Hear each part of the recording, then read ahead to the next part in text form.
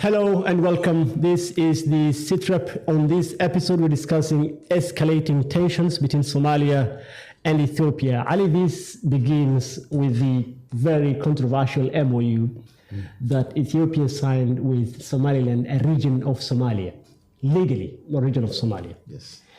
But then the latest in a long barrage of escalations that Ethiopia has done is Alemusime, on 4th of June 2024, and that is Ethiopia's Minister of Transport and Logistics says the MOU with Somaliland will make Ethiopia's quest to access the sea a reality. Mm-hmm. So that means Ethiopia is confident, is hell-bent on finding access to the sea by way of the MOU that is deemed illegal by all Somalis across the globe. First of all, we are witnessing now the worst diplomatic rift between Somalia and Ethiopia since the Ogaden War, or 7/7, what they call.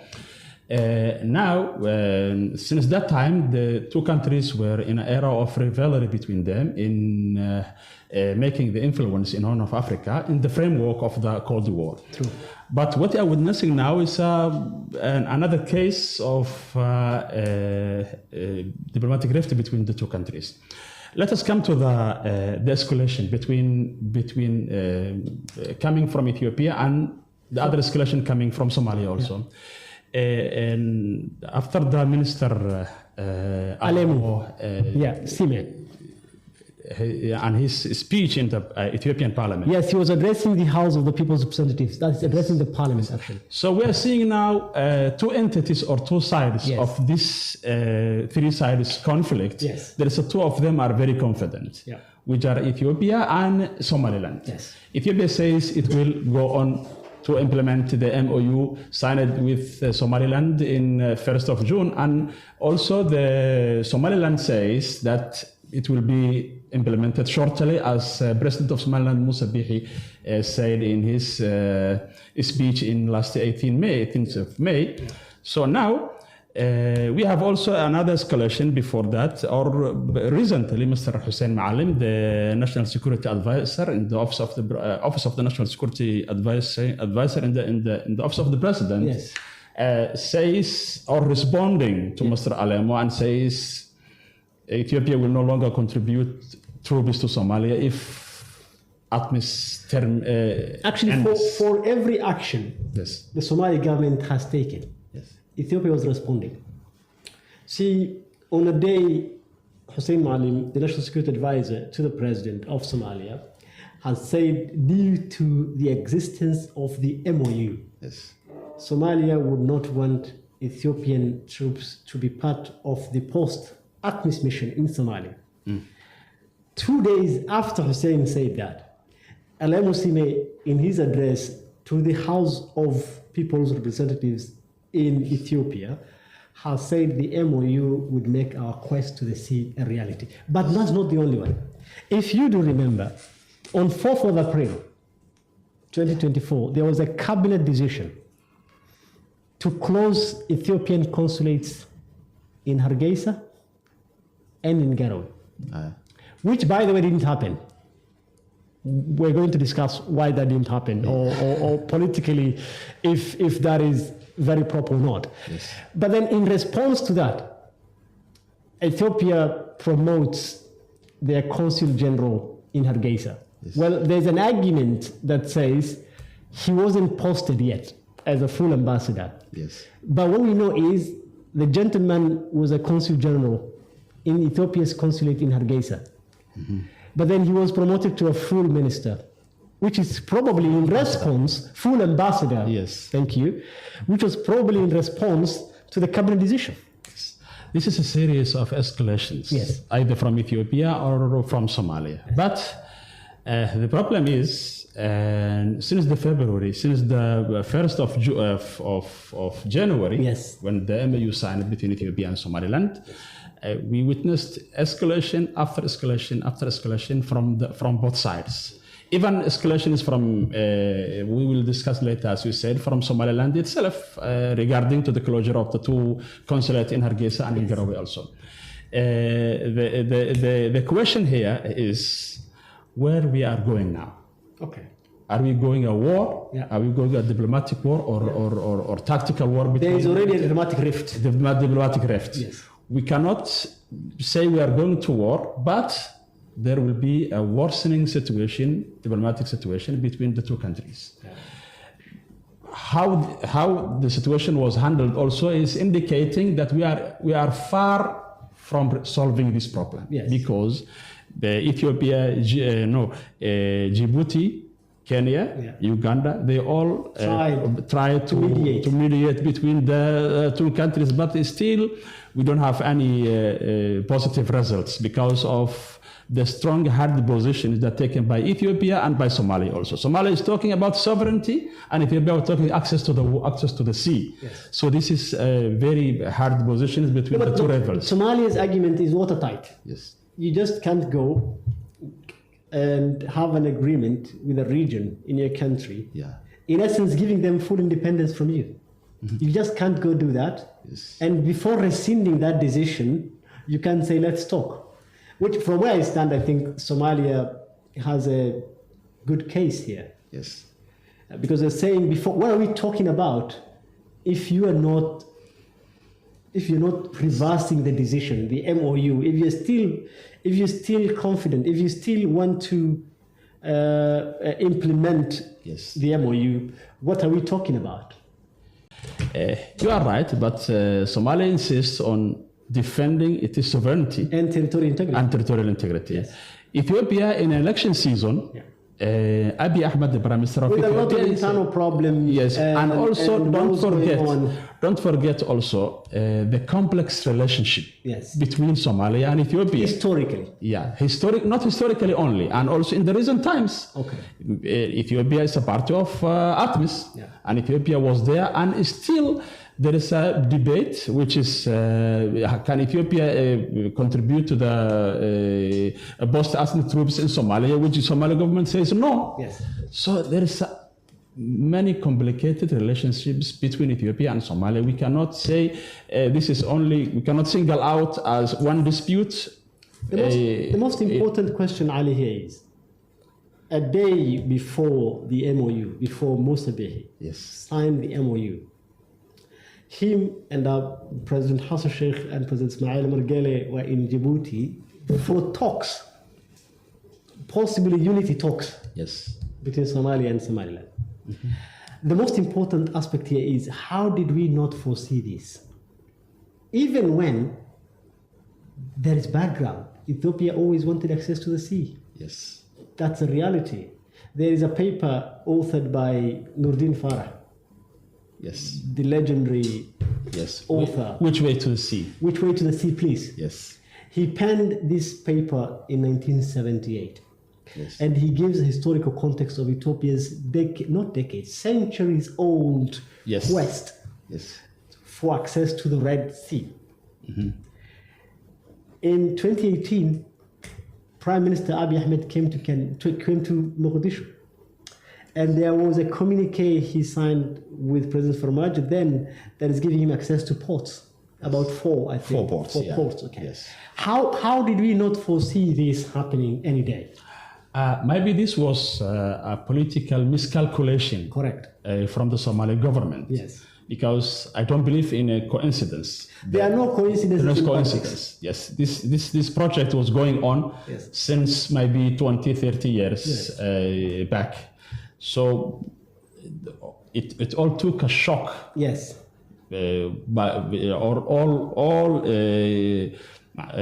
regional bodies and all politicians and other international entities have been shocked by this escalation or maybe by this step. Yes. So I don't know why Somali government put itself in that position. Well, after the MOU, there were steps that were taken by the Somali government. They lobbied diplomatically. The president went to Eritrea and Egypt. They successfully lobbied. Up to a certain level. Yeah. But then they ran out of steam. Mm-hmm. For some reason, everything just stalled. Yeah, the first is... We have done more to put the pressure, international pressure, on Ethiopia.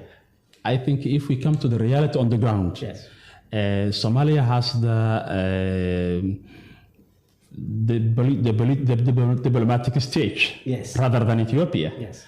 But Ethiopia has the physical presence in the ground. Yes. So this is something leading us to another escalation after escalation. No, which means we should have done more. See, the headquarters of the African Union is in Addis. Yes. So it's easier for Addis Ababa to lobby than us, which means Somalia will have done more diplomatically. Yes. Or even lobby the people, or create pressure, or international pressure, talk to friends, see allies, create allies, ensure that, you see, it has taken 6 months before Ethiopia has even spoken about the MOU. Yes. If you compare between the governments of two countries, the capacity of both countries is there's a gap, a huge gap between the capacity, diplomatical capacity, and other capacities between the two countries. So Ethiopia has lobbied more, and they sell. Or they sold their position to the variety bodies in the world. But now, in Somalia, we have a case which is very good case, but we are not, what I say, a good lawyers to that very just case. So, but what we're seeing now, the problem is far from ending. It's still. But they say the devil is in the details. Yeah. Is there anybody who has seen the details of this MOU to begin with? Until now, we don't have any single information about this. The details we don't have. Yes. There were some clarifications from the Ethiopian side. Those were letters to explain the MOU, not the MOU and itself. that was actually meant for the Ethiopian public. Yes, I know. Now, President of Somaliland, Musa Bihi, says the MOU will be presented to the Parliament of Somaliland and they will ratify or they will discuss it. But still, we don't know the exact details of MOU. Let's address the elephant in the room. That's your quote. You love saying the elephant in the room. The elephant in the room, are there back channels between Somalia and Ethiopia to de-escalate the tension, the diplomatic tension between the two countries? Now that you've said the Ethiopian troops presence in Somalia. Yes. So you're saying the two countries share a lot. They share border. Yes. The Ethiopian troops presence, both ATMIS and non-ATMIS force. Even they share enemies. There you go. So have there been back channel efforts? There was a lot of efforts from, if we are talking about the back channels, there's initiative from Djibouti, initiative from Uganda, another initiative from Kenya. And there was a meeting, maybe 1 or 2 meetings between representatives from Ethiopian side and from the Somali side. On a political, in Nairobi, or technical level? They were technical level. Okay. There is some information says even the top leaders met, but we cannot confirm that. We've had that too. Yeah. But then I hope maybe the leaders will clear the air on that as well. Even although the back channels are working on the matter, they were not, as we have been told, they were not a direct meeting between the two sides. There were diplomatic or maybe shuttling, Kenyans shuttling between the two sides, and they were shuttle diplomacy. Yes, shuttle diplomacy. Yes. But in the case of Somalia, they say we cannot meet directly with the Ethiopian side until Ethiopia reverses its position. Have there been, well, of course, you said... And Ethiopia say, let's talk. You said there are rumors flying around that there may have been... Physical... And maybe let me go back also, let me quote my friend's preferred proverb always, Mr. Muhammad Gura. He says, first you punch, then you talk. That's what Ethiopian used in this case. The MOU was the punch, yes. But what I'm saying is there are rumors flying around that there may have been contact between the two leaders, the president and the prime minister. It's unconfirmed. Yes. It could be just rumors. It could be speculation, whatever it is. But has there been at least phone call between the two? as far as I followed the matter, but we cannot confirm. Maybe they talked to each other with in a telephone. Maybe they met, as rumor says. But always there will be a back channels, and they have been there. Even the Americans, the Turkish, also are doing their best just to come to terms. In at least acceptable terms between the two countries. But instead of de-escalation, there is escalation. So it means whatever is going on behind the curtain is not very successful. No, maybe it is a vice versa. Okay. And you escalate just to you raise the heat and answer for some crowd, for your people or for your friends or something like that in a local level, here in Somalia and there is in Ethiopia. But the back channels are going on. It could happen. We cannot confirm. But the escalation is not indicating that everything is closed. Let's go back to the issue of closing consulates in Hargeisa and Garowe. Well, we can understand why it is not technically possible to close the consulate in Hargeisa. But Garowe is very interesting. Yes, as we said before, in the beginning of discussion, when in Somalia government, when you come to the physical reality, they don't have the capacity to implement what they have requested or demanded. So because the Somali government has the juro. The juro, yes. It's a legitimate. It's the responsible, but it cannot implement. But power lies elsewhere. The regional, the de facto rulers or de facto. In their respective states. So that's the problem that Somali government faces. When it comes to the closure of two consulates between in Garowe and in Somaliland, we can understand Somaliland because the Somali government has no any influence or physical presence in Somaliland.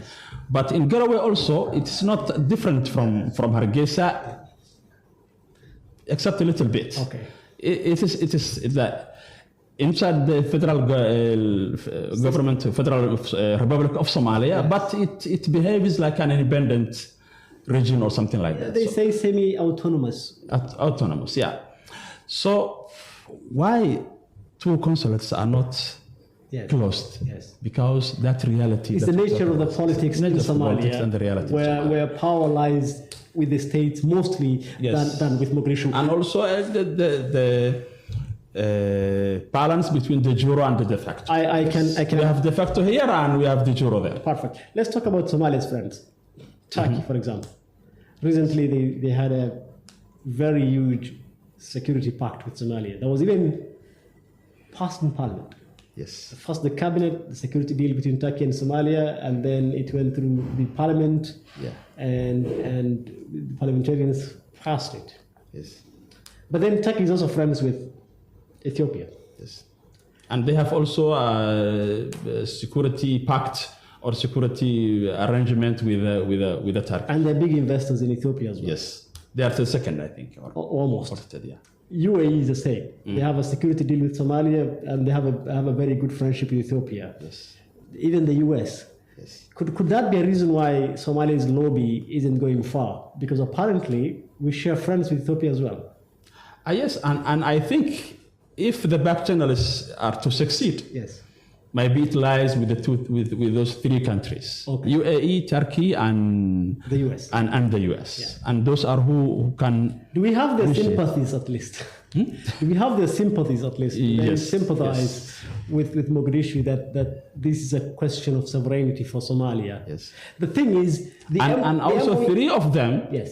They declared that Somalia's integrity and sovereignty is untouchable. Or when they talked about the problem between the two countries, they also their position was Somalia has the right. That's a diplomatic language. It's the diplomatic language, It doesn't move. It doesn't move the chess. It doesn't move the ball. It's just a diplomatic language, and it's vague, by the way. Any country can say we respect and we call for the respect of your territorial integrity and sovereignty. But at least coming from Turkey, Somalia expected a little bit more.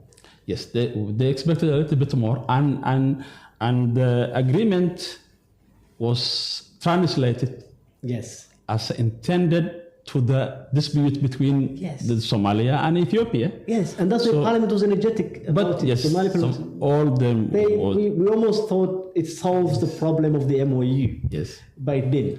But I don't think that if things go to the reality and Ethiopia invaded Somaliland and implemented the MOU, I don't think that Turkey will come and defend the territorial integrity of Somalia in the ground.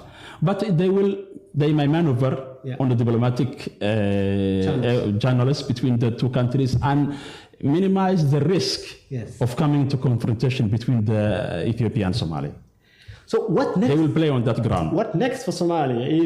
If Somalia's biggest friends, if Somalia's closest friends, Turkey, for example, is not putting enough pressure on Ethiopia to overturn the MOU or rescind from the MOU, what more options, what more cards does Somalia have to play?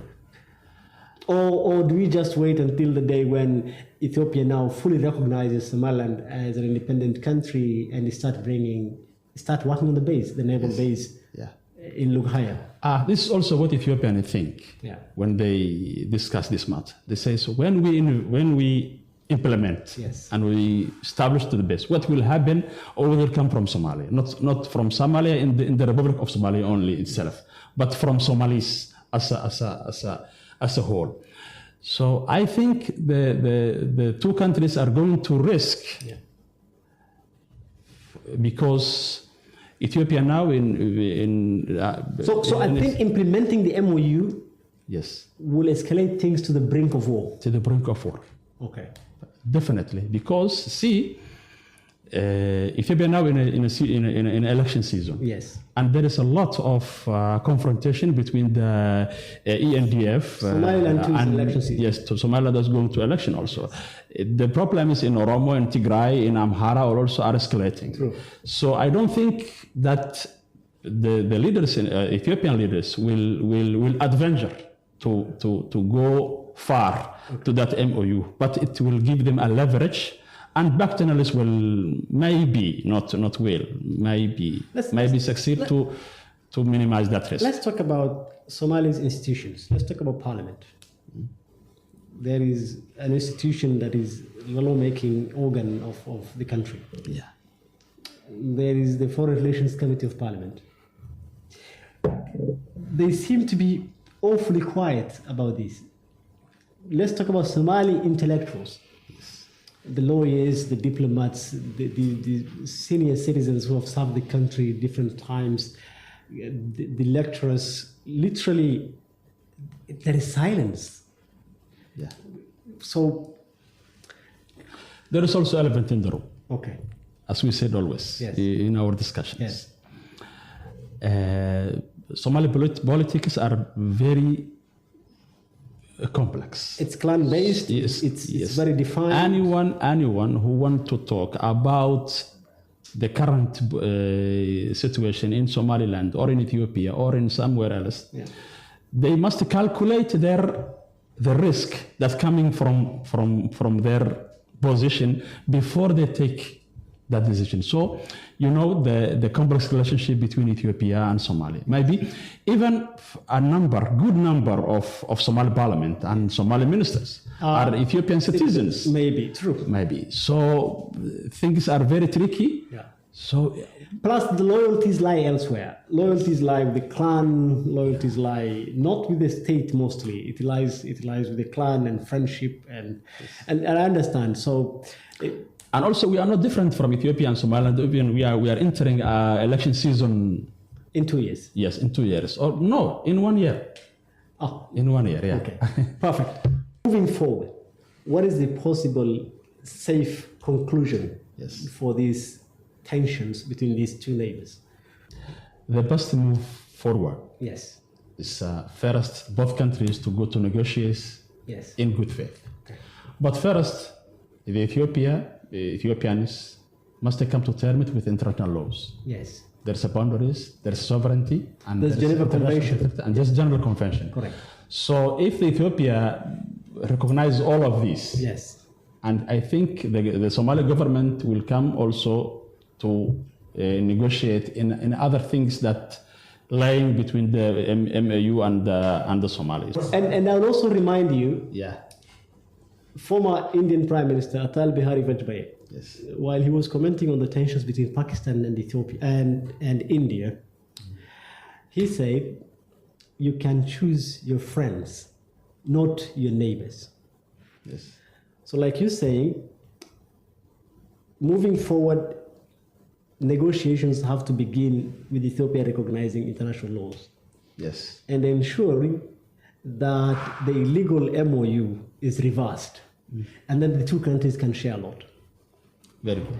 Because we remember in 2018, yes, if it is about ports, Somalia was ready to offer ports. So from where we stand, Somalia is negotiating in good faith, but Ethiopia is not. So it's good time to remind ourselves and Ethiopians of Atal Bihari Vajpayee's words. Yes, and come to the wisdom, at least. Yes. Thank you, Ali. That does it for this week. Thank you. See you next week. Bye-bye.